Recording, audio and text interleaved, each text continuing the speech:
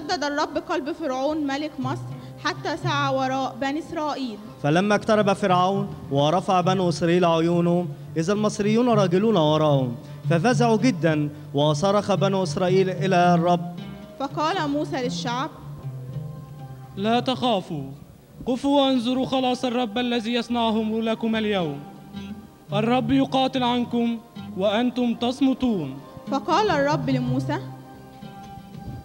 قل لبني إسرائيل أن يرحلوا، وارفع أنت عصاك ومد يدك على البحر وشقه فيدخل بني إسرائيل في وسط البحر على اليابسة. وها أنا أشدد قلوب المصريين حتى يدخلوا وراءهم، فأتمجد بفرعون وكل جيشه بمركبات وفرسانه. ومد موسى يده على البحر فانشق وعبر بنو إسرائيل في وسط البحر والماء سورا لهم، وتبعهم المصريون، وأن الرب قد أزعج المصريين في عمود النار والسحاب، وخلع بقر مركباتهم حتى سقوها بثقلة. فقال المصريون لنهرب من إسرائيل لأن الرب يقاتل عنهم. فقال الرب لموسى: مد يدك على البحر ليرجع الماء على المصريين. فمد موسى يده على البحر فرجع كل شيء إلى مكانه، وغرق فرعون وكل فرسانه وخيله، فخلص الرب في ذلك اليوم بني إسرائيل. ورأوا المصريون أمواتا على شاطئ البحر، فآمنوا بالرب وبعبده موسى، وقاموا موسى وهارون وأختهم مريم النبية بالدف قائلين: فلنسبح الرب ونزيد علوا لأن الرب قد تمجد.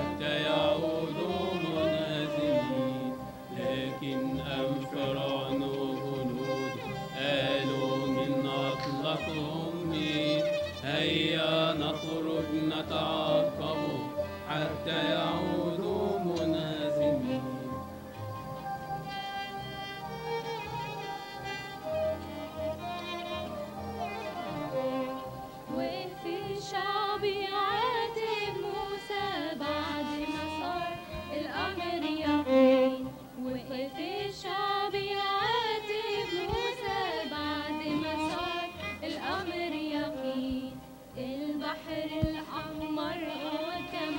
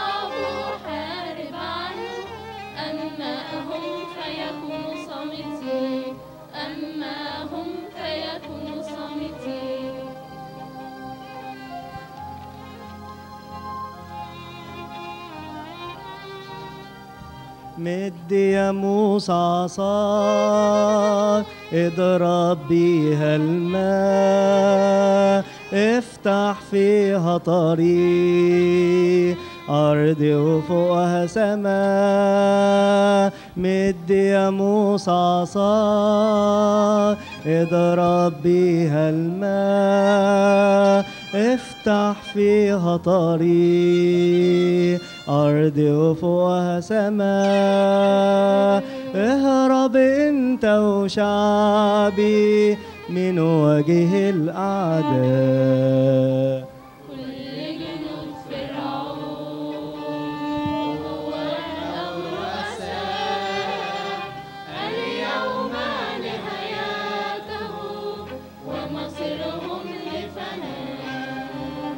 أما شعبي فيخرج من الضيق سعداء، فيمجد اسمي من أرض الأحياء. بدفوف وصفوف، بدفوف وصفوف، وبطرب وغناء، وبطرب وغناء.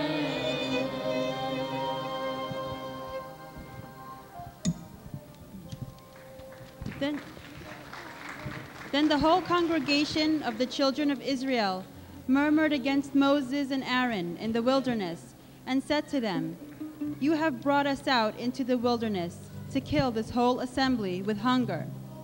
Then the Lord said to Moses, "Behold, I will rain bread from heaven for you, and the people shall go out and gather a certain quota every day, that I may test them, whether they will walk in my law or not.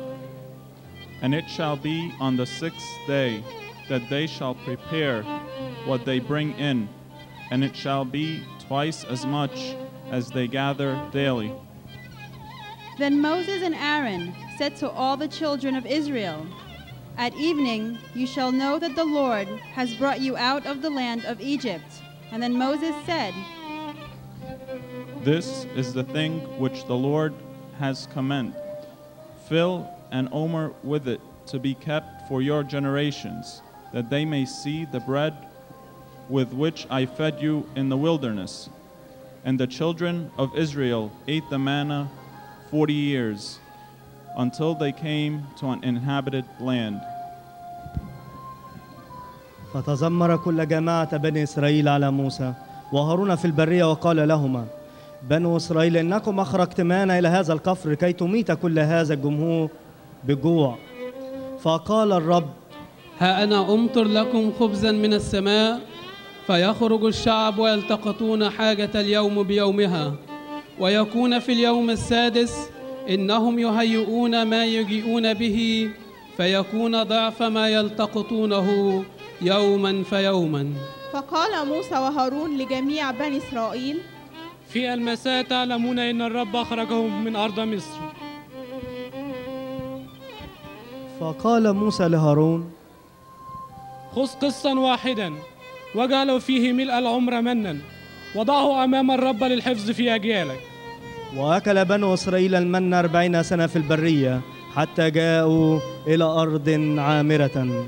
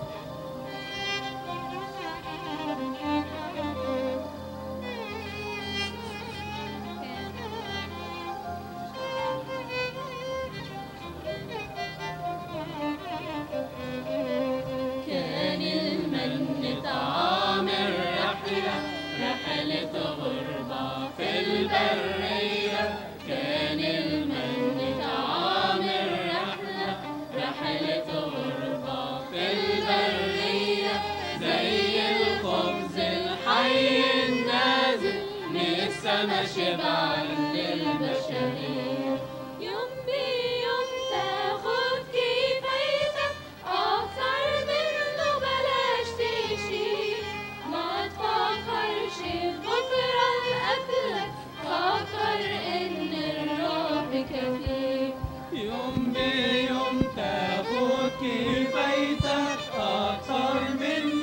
بلاش تشيل، ما تفكرش بكرة الرب كفيل. كان المن طعام الرحلة، رحلة غربة في البرية. كان المن طعام الرحلة، رحلة غربة في البرية. زي الخبز الحي النازل من السما شبع للبشرية. لكن سادس يوم بالذات تجمع منه أكل يومين، علشان يوم الرب السابع ترتاح من عمل اليدين.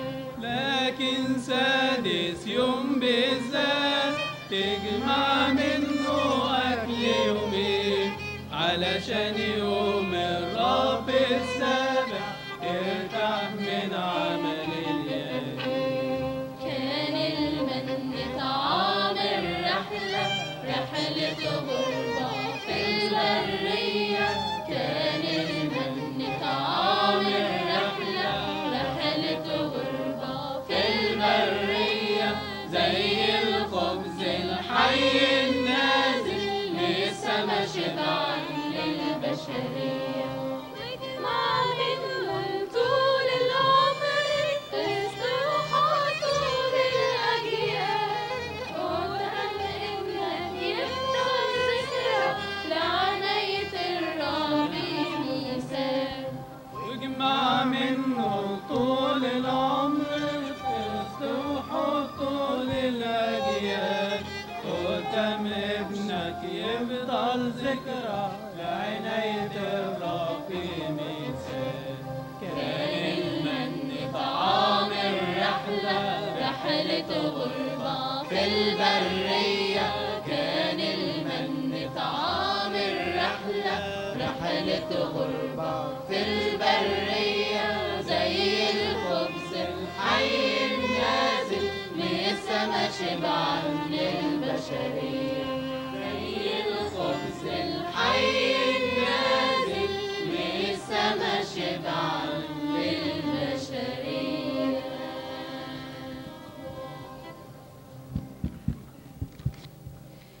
Then the Lord said to Moses, You shall set bounds for the people all around, saying, Take heed to yourselves that you do not go up to the mountain or touch its base.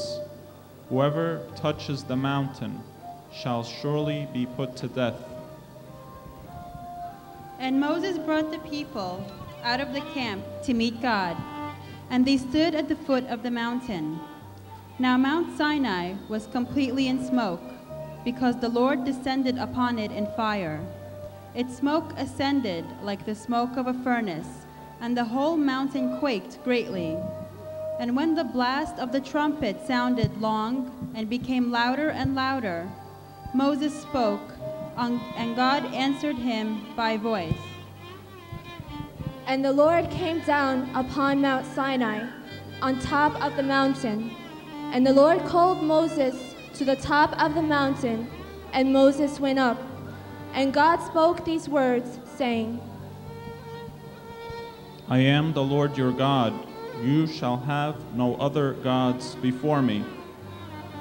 You shall not take the name of the Lord your God in vain. Remember the Sabbath day to keep it holy. Honor your father and your mother. You shall not murder. You shall not commit adultery. You shall not steal. You shall not bear false witness against your neighbor.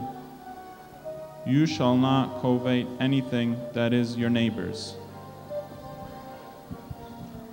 فقال الرب لموسى اذهب إلى الشعب وقدسهم اليوم وغدا قائلا احترزوا من أن تصعدوا إلى الجبل أو تمسوا طرفه كل من يمس الجبل يقتل قتلا. وأخرج موسى الشعب من المحلة لوقاة الله فوقفوا أسفل الجبل. وكان جبل إسرائيل وكان جبل سيناء يدخن من أجل أن الرب نزل عليه بالنار، وصعد دخانه كدخان الأتون، وارتجف كل الجبل جدا، فكان صوت البوق يزداد اشتدادا جدا، وموسى يتكلم والله يجيبه بصوت. ونزل الرب على جبل سيناء إلى رأس الجبل، ودعا الله موسى إلى رأس الجبل، فصعد موسى. ثم تكلم الله بجميع هذه الكلمات قائلا: أنا الرب إلهك، لا يكن لك آلهة أخرى أمامي. لا تصنع لك تمثالا منحوتا أو صورة، لا تسجد لهن ولا تعبدهن. لا تنطق باسم الرب إلهك باطلا. اذكر يوم السبت لتقدسه. اكرم أباك وأمك لكي تطول أيامك على الأرض. لا تقتل، لا تزني، لا تسرق، لا تشهد على قريبك شهادة زور، لا تشتهي مال قريبك. وأعطى الله موسى لوحي الحجارة والشريعة والوصية التي كتبها لتعليمهم.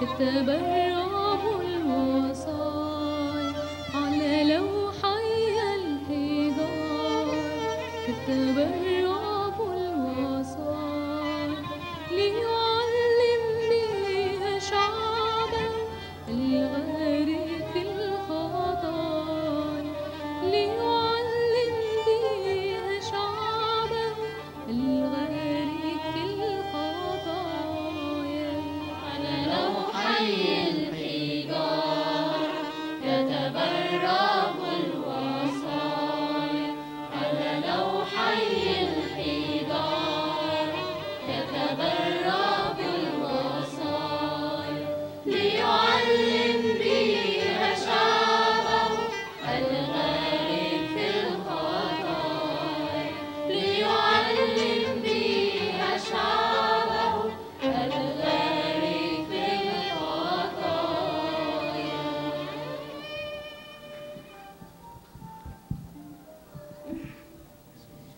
Then the Lord spoke to Moses, saying, On the first day of the first month you shall set up the tabernacle of the tent of meeting. You shall put in it the ark of the testimony, and partition off the ark with the veil. You shall bring in the table, and arrange the things that are to be set in order on it.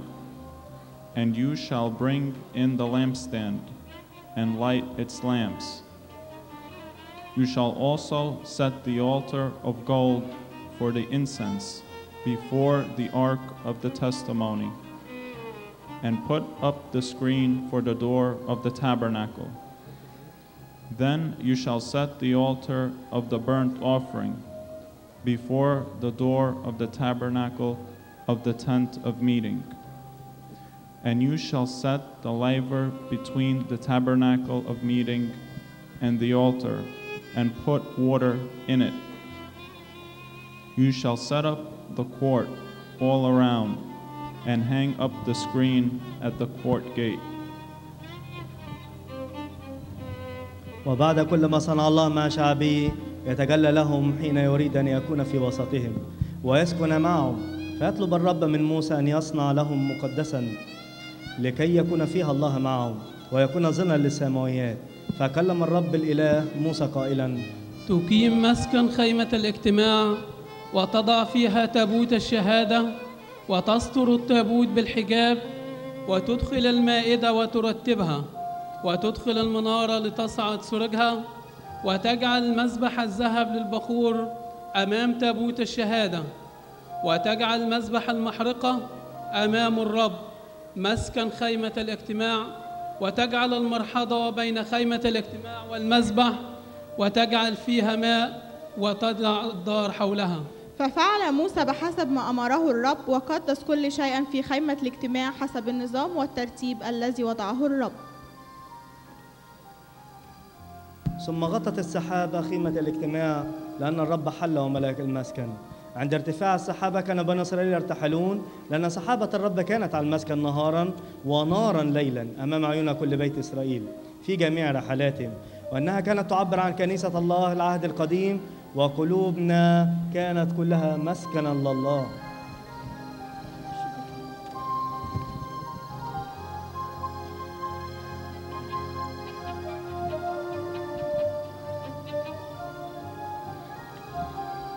ابني يا موسى الخيمة في هذا المكان، لأن الرب سيسكن فيها مع الإنسان. ابني يا موسى الخيمة في هذا المكان، لأن الرب سيسكن فيها مع الإنسان.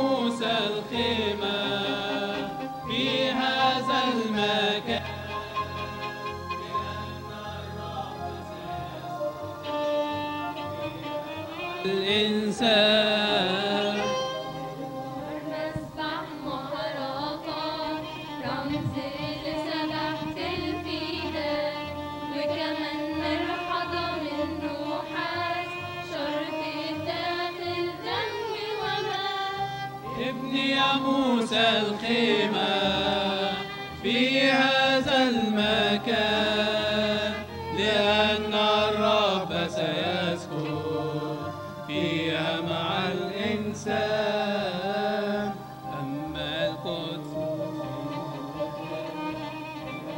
ذات خبز الوجوه تعلن أن الرب سيشبع كل من سيأكل. ابني يا موسى الخيمة في هذا المكان لأن الرب سيسكن فيها مع الإنسان. فيها المنارة ذهبية كالرب نور البشرية. فيها مسبح البخور رمز العبادة اليومية. ابني يا موسى الخيمة في هذا المكان لأن الرب سيسكن فيها مع الإنسان. أما في قدس الأقداس حط تابوت العهد هناك حيث سينزل رب المجد بكل بيت